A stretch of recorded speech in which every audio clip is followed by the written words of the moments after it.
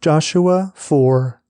When all the people had crossed the Jordan, the Lord said to Joshua, "Now choose 12 men, one from each tribe. Tell them, 'Take 12 stones from the very place where the priests are standing in the middle of the Jordan. Carry them out and pile them up at the place where you will camp tonight.'" So Joshua called together the 12 men he had chosen, one from each of the tribes of Israel. He told them, "Go into the middle of the Jordan, in front of the ark of the Lord your God. Each of you must pick up 1 stone and carry it out on your shoulder, 12 stones in all, one for each of the 12 tribes of Israel. We will use these stones to build a memorial. In the future, your children will ask you, 'What do these stones mean?' Then you can tell them, 'They remind us that the Jordan River stopped flowing when the Ark of the Lord's covenant went across.' These stones will stand as a memorial among the people of Israel forever." So the men did as Joshua had commanded them. They took 12 stones from the middle of the Jordan River, one for each tribe, just as the Lord had told Joshua. They carried them to the place where they camped for the night, and constructed the memorial there. Joshua also set up another pile of 12 stones in the middle of the Jordan, at the place where the priests who carried the Ark of the Covenant were standing, and they are there to this day. The priests who were carrying the ark stood in the middle of the river until all of the Lord's commands that Moses had given to Joshua were carried out. Meanwhile, the people hurried across the riverbed, and when everyone was safely on the other side, the priests crossed over with the ark of the Lord as the people watched. The armed warriors of the tribes of Reuben, Gad, and the half-tribe of Manasseh led the Israelites across the Jordan, just as Moses had directed. These armed men, about 40,000 strong, were ready for battle, and the Lord was with them as they crossed over to the plains of Jericho. That day the Lord made Joshua a great leader in the eyes of all the Israelites, and for the rest of his life they revered him as much as they had revered Moses. The Lord had said to Joshua, "Command the priests carrying the Ark of the Covenant to come up out of the riverbed." So Joshua gave the command. As soon as the priests carrying the Ark of the Lord's Covenant came up out of the riverbed and their feet were on high ground, the water of the Jordan returned and overflowed its banks as before. The people crossed the Jordan on the 10th day of the first month. Then they camped at Gilgal, east of Jericho. It was there at Gilgal that Joshua piled up the 12 stones taken from the Jordan River. Then Joshua said to the Israelites, "In the future your children will ask, 'What do these stones mean?' Then you can tell them, 'This is where the Israelites crossed the Jordan on dry ground, for the Lord your God dried up the river right before your eyes, and he kept it dry until you were all across, just as he did at the Red Sea when he dried it up until we had all crossed over. He did this so all the nations of the earth might know that the Lord's hand is powerful, and so you might fear the Lord your God forever." Joshua 5.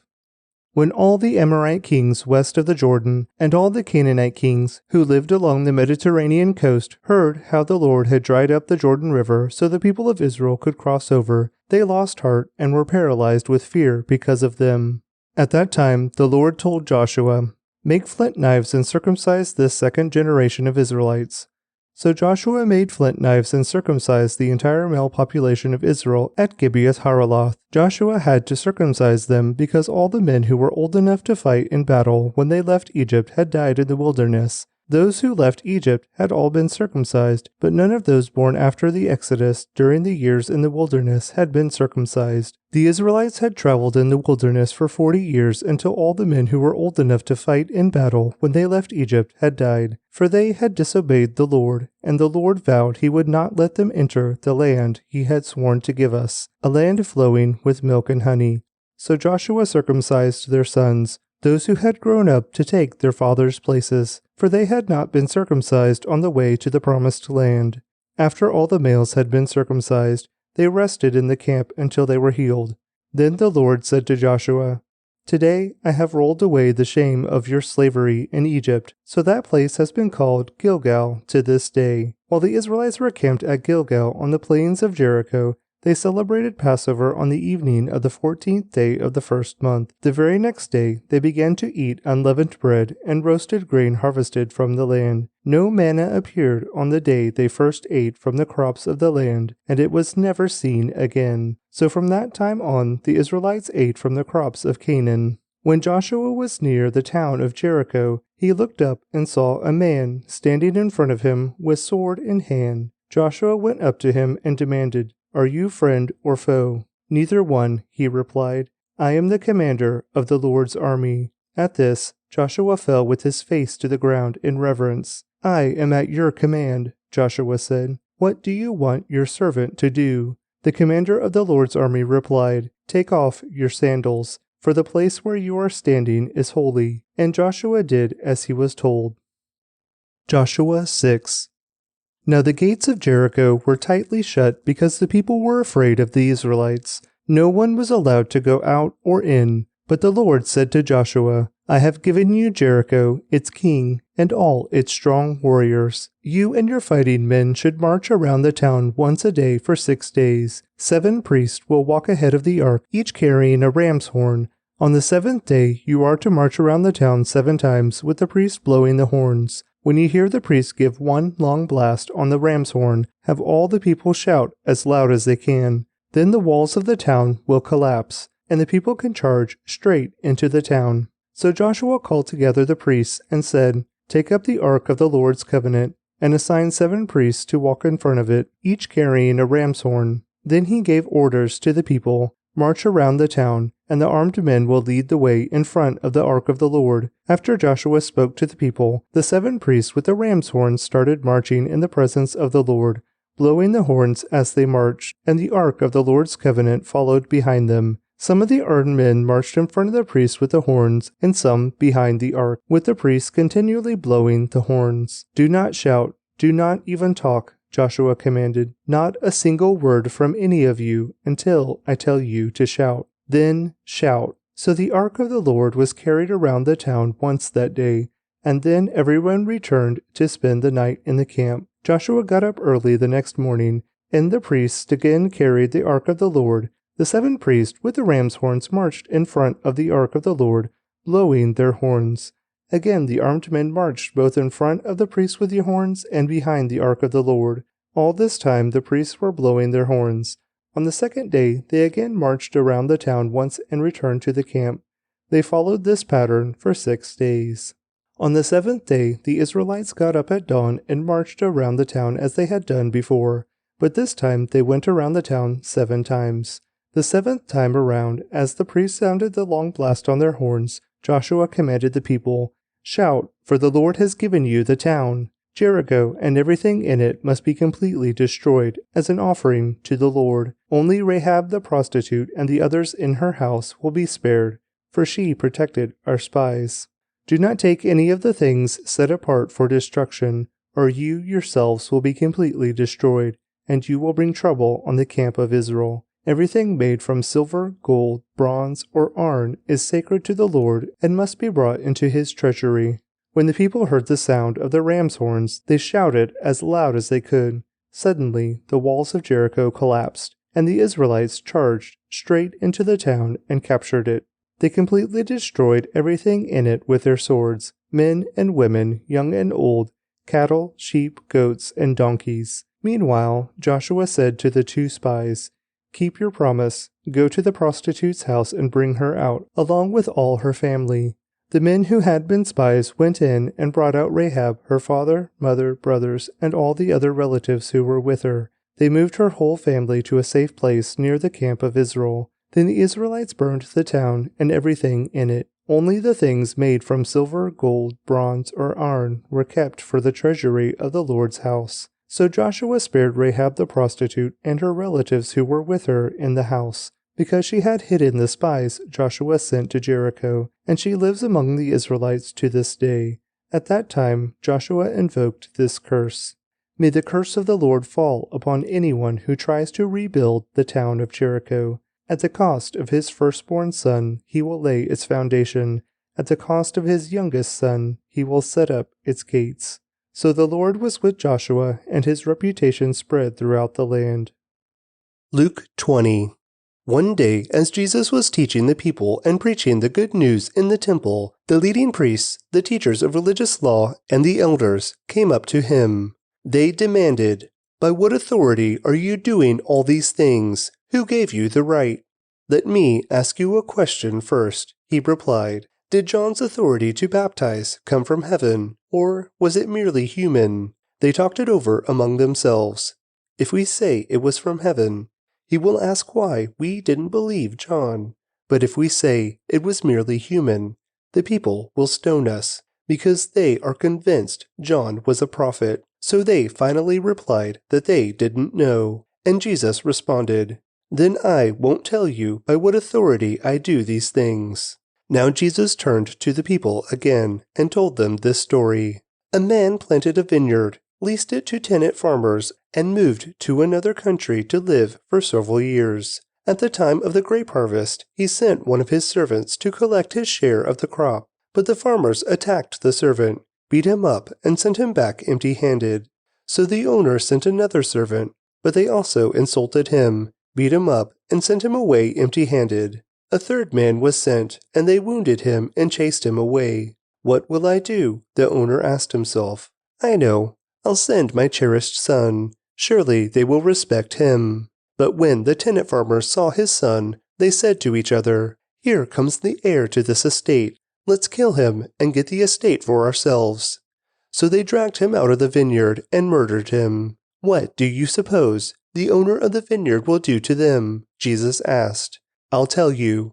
He will come and kill those farmers and lease the vineyard to others." "How terrible that such a thing should ever happen," his listeners protested. Jesus looked at them and said, "Then what does this scripture mean? The stone that the builders rejected has now become the cornerstone. Everyone who stumbles over that stone will be broken to pieces, and it will crush anyone it falls on." The teachers of religious law and the leading priests wanted to arrest Jesus immediately because they realized he was telling the story against them. They were the wicked farmers, but they were afraid of the people's reaction. Watching for their opportunity, the leaders sent spies pretending to be honest men. They tried to get Jesus to say something that could be reported to the Roman governor so he would arrest Jesus. "Teacher," they said, "we know that you speak and teach what is right and are not influenced by what others think. You teach the way of God truthfully. Now tell us, is it right for us to pay taxes to Caesar or not?" He saw through their trickery and said, "Show me a Roman coin. Whose picture and title are stamped on it?" "Caesar's," they replied. "Well then," he said, "give to Caesar what belongs to Caesar, and give to God what belongs to God." So they failed to trap him by what he said in front of the people. Instead, they were amazed by his answer, and they became silent. Then Jesus was approached by some Sadducees, religious leaders who say there is no resurrection from the dead. They posed this question: "Teacher, Moses gave us a law that if a man dies, leaving a wife but no children, his brother should marry the widow and have a child who will carry on the brother's name. Well, suppose there were 7 brothers. The oldest one married and then died without children. So the second brother married the widow, but he also died. Then the third brother married her. This continued with all 7 of them who died without children. Finally, the woman also died. So tell us, whose wife will she be in the resurrection? For all 7 were married to her." Jesus replied, "Marriage is for people here on earth, but in the age to come, those worthy of being raised from the dead will neither marry nor be given in marriage, and they will never die again. In this respect, they will be like angels. They are children of God and children of the resurrection. But now, as to whether the dead will be raised, even Moses proved this when he wrote about the burning bush. Long after Abraham, Isaac, and Jacob had died, he referred to the Lord as the God of Abraham, the God of Isaac, and the God of Jacob. So he is the God of the living, not the dead, for they are all alive to him." "Well said, teacher," remarked some of the teachers of religious law who were standing there. And then no one dared to ask him any more questions. Then Jesus presented them with a question. "Why is it," he asked, "that the Messiah is said to be the son of David? For David himself wrote in the book of Psalms, 'The Lord said to my Lord, sit in the place of honor at my right hand, until I humble your enemies, making them a footstool under your feet.' Since David called the Messiah Lord, how can the Messiah be his son?" Then, with the crowds listening, he turned to his disciples and said, "Beware of these teachers of religious law. for they like to parade around in flowing robes and love to receive respectful greetings as they walk in the marketplaces, and how they love the seats of honor in the synagogues and the head table at banquets. Yet they shamelessly cheat widows out of their property and then pretend to be pious by making long prayers in public. Because of this, they will be severely punished. Proverbs 2. My child, listen to what I say and treasure my commands. Tune your ears to wisdom and concentrate on understanding. Cry out for insight and ask for understanding. Search for them as you would for silver. Seek them like hidden treasures. Then you will understand what it means to fear the Lord, and you will gain knowledge of God. For the Lord grants wisdom. From his mouth come knowledge and understanding. He grants a treasure of common sense to the honest. He is a shield to those who walk with integrity. He guards the paths of the just and protects those who are faithful to him. Then you will understand what is right, just, and fair, and you will find the right way to go. For wisdom will enter your heart, and knowledge will fill you with joy. Wise choices will watch over you. Understanding will keep you safe. Wisdom will save you from evil people, from those whose words are twisted. These men turn from the right way to walk down dark paths. They take pleasure in doing wrong, and they enjoy the twisted ways of evil. Their actions are crooked, and their ways are wrong. Wisdom will save you from the immoral woman, from the seductive words of the promiscuous woman. She has abandoned her husband and ignores the covenant she made before God. Entering her house leads to death. It is the road to the grave. The man who visits her is doomed. He will never reach the paths of life. So follow the steps of the good and stay on the paths of the righteous. For only the godly will live in the land, and those with integrity will remain in it. But the wicked will be removed from the land, and the treacherous will be uprooted. Psalm 64. For the choir director, a psalm of David. O God, listen to my complaint. Protect my life from my enemies' threats. Hide me from the plots of this evil mob, from this gang of wrongdoers. They sharpen their tongues like swords and aim their bitter words like arrows. They shoot from ambush at the innocent, attacking suddenly and fearlessly. They encourage each other to do evil and plan how to set their traps in secret. Who will ever notice, they ask. As they plot their crimes, they say, we have devised the perfect plan. Yes, the human heart and mind are cunning, but God himself will shoot them with his arrows, suddenly striking them down. Their own tongues will ruin them, and all who see them will shake their heads in scorn. Then everyone will be afraid. They will proclaim the mighty acts of God and realize all the amazing things he does. The godly will rejoice in the Lord and find shelter in him, and those who do what is right will praise him.